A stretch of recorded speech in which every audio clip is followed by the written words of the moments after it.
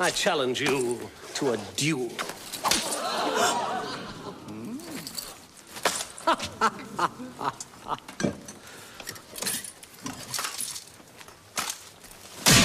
I accept.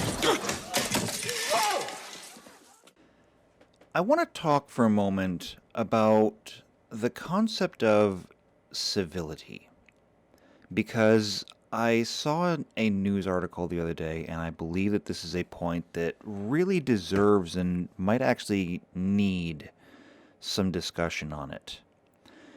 I was on Facebook, because that's the most wholesome place on the internet, and I saw this article, and it comes from Denver. It's King Soopers to police. Woman who slapped worker was repeatedly told to wear mask. Now, the summary of the article can more or less be this. There was a woman who went to a grocery store, and she was a regular customer there. She's one of the locals. She went in. She wasn't wearing a mask. Now, the store has a policy that says you have to wear a mask. And so, while she was in shopping, she was approached by one of the grocery store clerks, or one of the employees, whatever their position was, and she was asked to put on a mask. When she was asked to put on a mask, she said that she had a medical exemption of some kind, and that she didn't need to wear one. The employee did not let that go and insisted that she still needed to wear a mask regardless of whatever her medical status was. And that's where things escalated. The two of them went back and forth until eventually the shopper simply cocked back her arm and decked the store employee. Big open hand slap to the face. It was impressive. And then she fled the store, and I haven't heard any updates, so as far as I know, she is pretty much just on the run from the police because the store and the employee want to press assault charges, and obviously she does not want to be on the receiving end of those charges.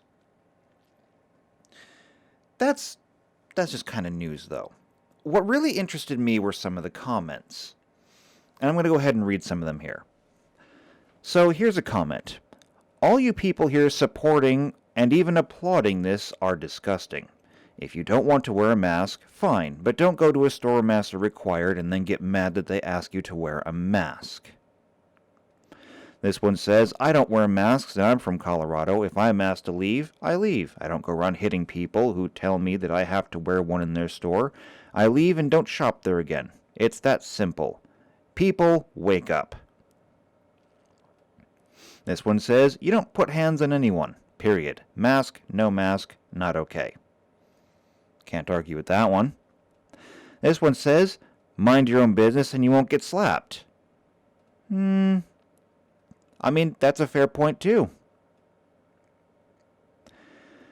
I can't lie, I was about to get physical with someone who was being an ass about me covering my nose. I masked my mouth to play the game. I uncover my nose so I can't breathe. Well, you're still wearing the mask improperly, but you are technically wearing a mask, so...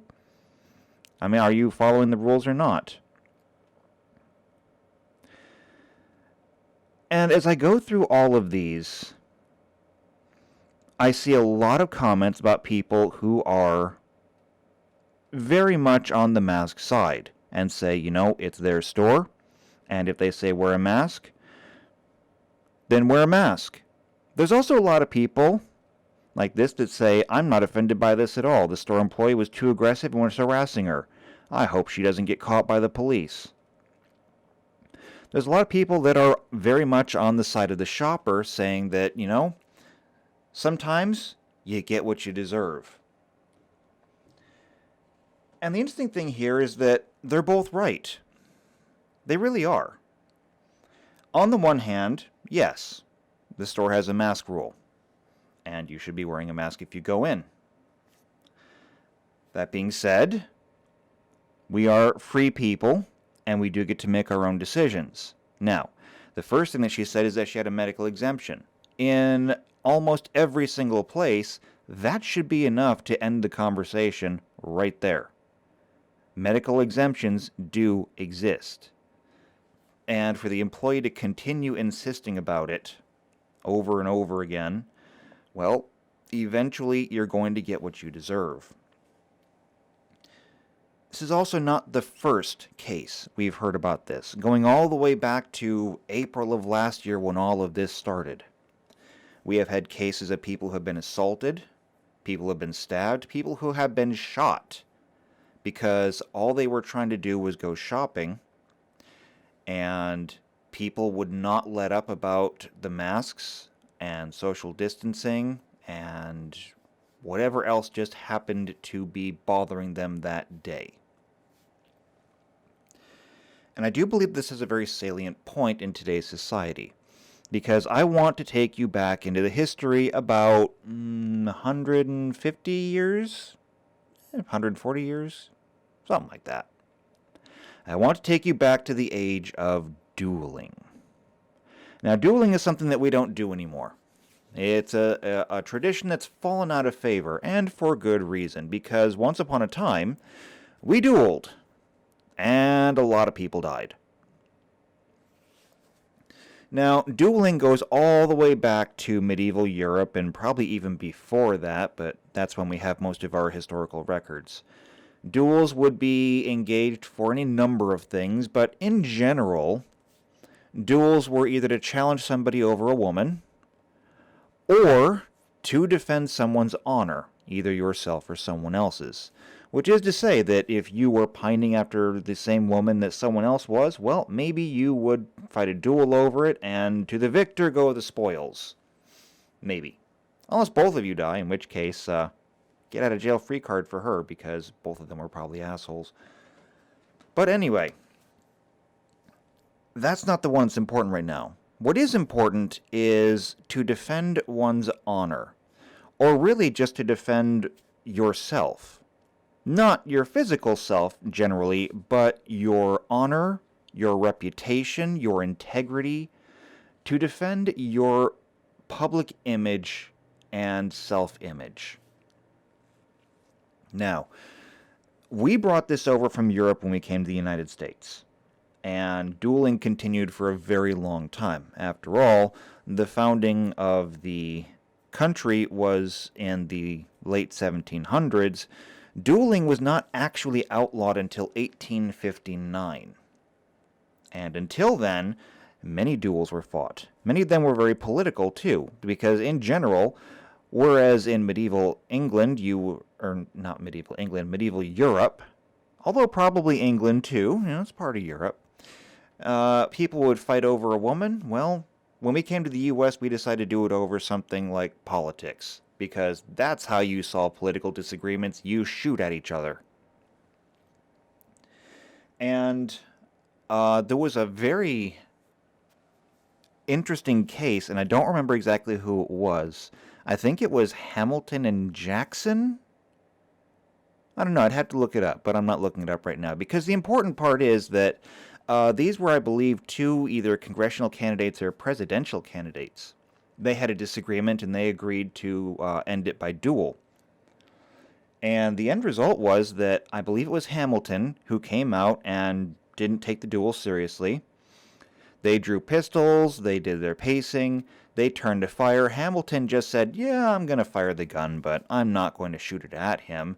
And I believe it was like Jackson who turned around and just said, nope, this is a duel, and shot him right in the chest. And that was it. I mean, discussion's over, one person is dead. And I think that was pretty much the turning point where we decided this is a bad idea.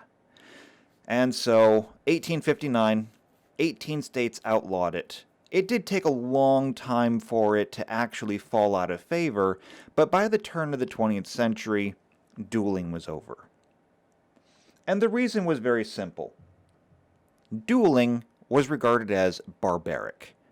Even if you agree to it, what you're saying is basically, we cannot come together on this. The only way forward is one of us has to die. And eventually somebody said, there has to be a better way. So we put dueling behind us, and we entered the age of civility. Now, Civility. There is a definition for civility that I was looking for a good one, and I found one. It's from vocabulary.com, and it reads as follows.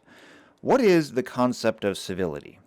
Civility is the act of showing regard for others by being polite, like the civility you showed in speaking kindly to someone who has hurt your feelings. Civility comes from the Latin word civilis, meaning relating to public life befitting a citizen. In other words, being friendly and nice to everyone. And this is a very good definition. I like it because it's simple, it's encompassing, it's easily understood. Even if we have disagreements, we agree to disagree and we move on. And after we did away with dueling, that's pretty much how we kept our society going. We decided to be civil towards one another. The words of, who was it? I don't remember. But I may disagree with what you have to say, but I will defend to the death your right to say it. It's the core concept of civility and free speech. But there's been an interesting progression.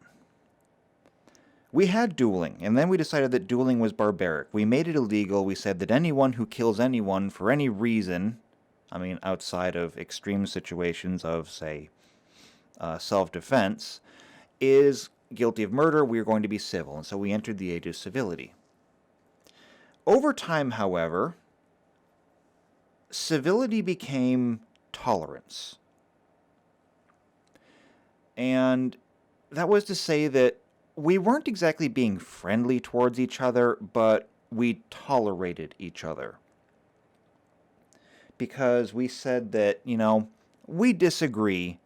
I don't like you for your position, however, you have your position, I have my position, and I'm not going to try and stop you from having your position. We're tolerating each other. And that was good. It's not perfect, but it's good enough. You don't have to like everyone, you don't have to be friendly to everyone, but you do have to at least tolerate everyone, right? Seems pretty good. Again, you don't have to like what someone is saying, but you should defend to the death their right to say it. And then things took a very weird turn. Because some people started to exploit it. And I want to go back to a term that some people may not be familiar with, others may not have heard it for a very long time, and I want to call it the cry bully. Well, I say I want to call it that. It's what it's called. I'm not the one who came up with the term. But the cry bully is someone who you would often see in, elementary school. See, in elementary school, we have rules that you're not allowed to push, you're not allowed to hit, you're not allowed to kick, all basic things of be nice to each other. You're always going to have bullies, though. Bullies are going to say, I don't care about the rules, and I'm going to go ahead and do it anyway. Most of us have had a bully at some point in our lives, unless you were the bully, and even then, most bullies have their own bullies too, as soon as they find someone who's not intimidated by them anymore. But there's a particular subset of the bully, and that is the cry bully. And what they do is very simple. The cry bully will find some victim. And instead of going up to them and bullying them directly, hitting them, taking their things, whatever, they will provoke them. It'll be bumps when going down the hall, it'll be tripping, and then trying to pretend that, no, I just had my foot there, you're the one who walked over it. Name-calling, insults, all of these things, just trying to provoke a response. And inevitably, when they do, because everybody has a breaking point, they wait for that one action, and then they go running to the authorities. They run to the teacher, they run to a parent and say, that person did something to me, to get them punished. It's very effective. First off, because they're not breaking any rules, then technically they haven't done anything wrong, they've just been mean. Secondly, because most people in today's society don't really bother trying to get context. Again, a lack of empathy. Believe me, this will all tie back to the other video on empathy. No one really bothers to find out the facts, no one gets the details, and so they just punish the person who took the action, and that was it. And this is awful when you're a child and you're in school and all that. However, it gets much, much worse when these people grow up to become adults and suddenly the teacher becomes the police. So what we have are people who can basically go through life and they can do things like what we see now, where they will look for people who are not following social rules of some kind, and they will simply harass them, harangue them, follow them, until they provoke a response. Some of these people are doing it because, they have a sense of moral superiority. They believe that what they're doing is right and justified, and they are the arbiters of what needs to be done, and so they will do that. Other people are simply doing it because, well, it's a good way to hurt other people. But either way, it's the same behavior, and it relies on tolerance. See, the cry bully relies on tolerance because you have to tolerate what they're doing, because if you respond, then you're no longer being civil and you're in trouble. The same goes for people who feel that it's their job to exercise the moral good. You must do what they say, because if you disagree, then they'll just scream louder, and if you lash out, then you're the one in trouble, which I believe is what we're seeing here. Now, I don't know if this grocery store clerk was told to go after this person, or if they just saw it, or if they decided that they're simply going to go ahead and enforce the store's policy regardless of anything. It should have ended when the shopper said that she has a medical exemption, and it should have ended there. But it didn't. The employee continued to harangue her until eventually she snapped. And why would she have? I mean, she knows that it is illegal to attack somebody. There's nothing she can really do about it, so in her mind, there's only two ways that this conversation ends. Either the shopper puts on the mask or the shopper leaves. There's no in-between, there's no discussion. There's no middle ground here. One of two things is going to happen. Except for it didn't. A lot of people seem to forget that just because something is a rule, that it can't be broken.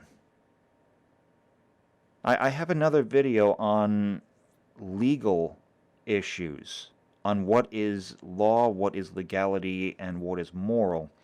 It's another video, it's in the works. It'll come out soon.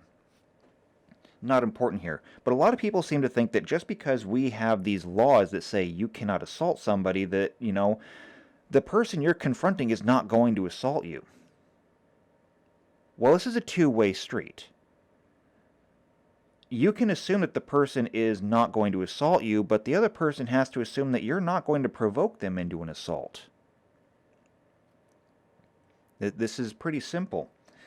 And that's what brings me back to the whole exploitation thing. Now, whether it was done intentionally, whether it was done unintentionally, the end result is that she was exploiting this with the assumption that we're all going to remain civil. Well, we can't do that.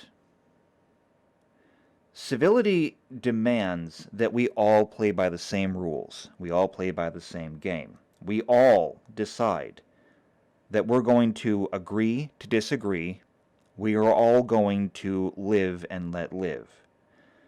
And the moment that one of us breaks that, then civility itself is broken. Because now you put somebody else in a position where they can either suffer the abuse of others, or they can respond in kind. Now, was it appropriate that this woman just wound up and slapped her? No. Was it equally as appropriate that this employee kept harassing her? Also no.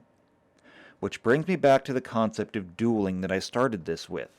Once upon a time, had you come up to somebody and made demands of them, especially if it's demands that go against someone's moral code or personal code, religious code, whatever, it would have been an insult to their character, it would have been an insult to their honor, to their reputation, and they would have demanded satisfaction, either on the spot or at a prearranged location. This was the entire premise of dueling. And we're going back to it. We agreed to get past this, to let bygones be bygones, but now that bygones can no longer be bygones, we are going to end up in the same place where if you're going to harass somebody, someone else is going to demand satisfaction. If for no other reason than to stand up for themselves and prove that they will not be bullied in this way. Because to bully somebody is to damage them, to demean them, to ruin their self-esteem and their public image.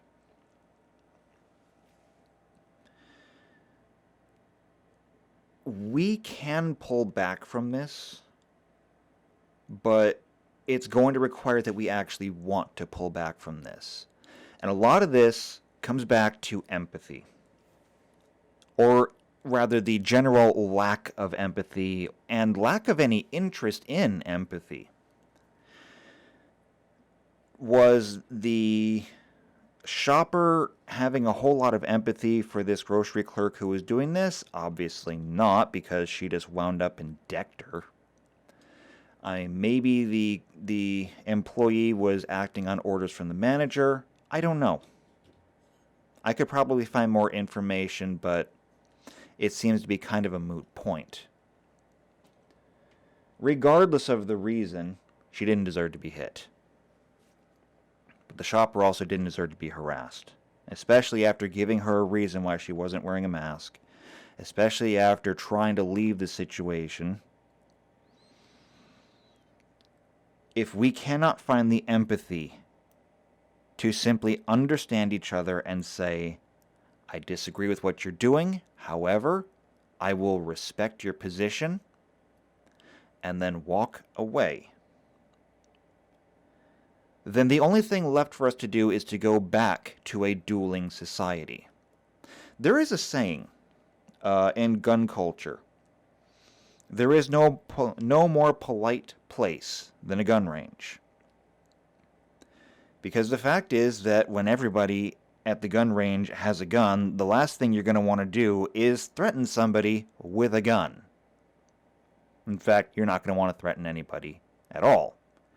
Similarly, and I don't know who to attribute the quote to, I've heard that a well-armed society is a polite society. Usually this is used in defense of the Second Amendment.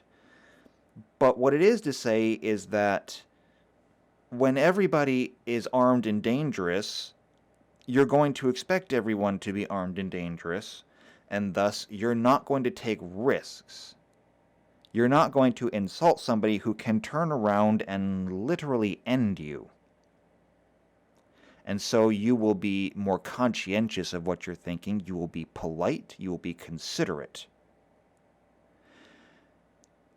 It's an interesting concept. I like the concept, and I do wonder if we can invert that. If a well-armed society is a polite society, would that not inversely mean that a disarmed society would be a very impolite one? I can't say for certain. However, from the perspective that we do have, it would seem so, because we are a very disarmed society. Yes, I know how many guns are out there. I know how many people are carrying guns. But by and large, when you're walking through the grocery store, how many people do you think are actually packing heat? I would say in a busy store, a big store like Walmart, maybe there's only a dozen people who are probably carrying. By and large, we do not arm ourselves in daily life. And so, no one really fears each other. And some people take that even further to not respect each other. And to be fair, we should not fear each other. No one should ever be in fear of other people that are out there, just normal people. But maybe some of that needs to come back for a while. It would be better if it didn't.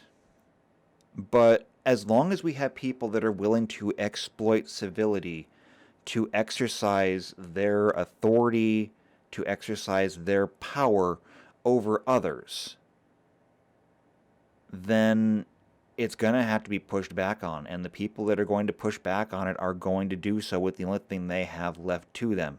And that's going to be force. I'm going to wrap this up here because I don't want to go too much longer. This is already, almost half an hour long. A lack of empathy is what we're facing here. A lack of empathy, a lack of consideration, a lack of common sense. And this is something that's not hard for us to undo. All it takes is a little bit of empathy. A little bit of seeing things from someone else's perspective. From the case of this incident in Denver, all it takes is the employee saying, "Look, I want you to wear a mask. You have a medical exemption, however, go on your day." Or perhaps the shopper saying, "I understand that you want me to wear a mask. However, I'm not going to. If there's a problem here, then please, tell your manager something and we'll work this out." A little bit of empathy could have gone a long way here. We could have agreed to disagree and gone on with it. But we didn't. And so now we're here. We have one woman who's on the run. We have another woman who's been injured. It didn't have to happen. But that's where society as a whole is going, because this is not an isolated incident. This is merely a symptom of the greater problem. I've said it before, going all the way back to last year, people have been beaten, people have been stabbed, people have been shot over this. And this extends to far past just the mask regulations and all of this stuff. You can see it in politics, you can see it in entertainment, you can see it just going down the street. You hear stories about neighbors who are practically at war with each other over, some of the dumbest issues. One person put a red sign in their yard, one person put a blue sign in their yard, and now it's war. Because we simply cannot tolerate anything anymore. We need to bring that back, and perhaps we can simply step it back. We went from dueling to civility to tolerance to exploitation, and now we're back to dueling again. Perhaps we can walk that back. We agree not to duel. We agree not to exploit. We get back to tolerating each other. And then maybe from tolerance we can find civility again. Or the alternative is that we continue this until eventually we have to make new laws to outlaw what we're doing now, and we get back to civility that way. Or maybe we don't. I don't know. We'll see what happens in the near future, because I don't think it's going to take too much longer. Anyway, I'm going to leave it here. If you have any comments of your own, go ahead, leave them below. I look forward to hearing from anyone who wants to leave a comment. Future ideas for things that you might want to hear about. Things that I might have gotten wrong. Opinions.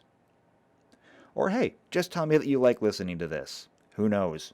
Maybe I'll find an audience that way. So until the next time, I look forward to talking to all of you again. Till then, take care.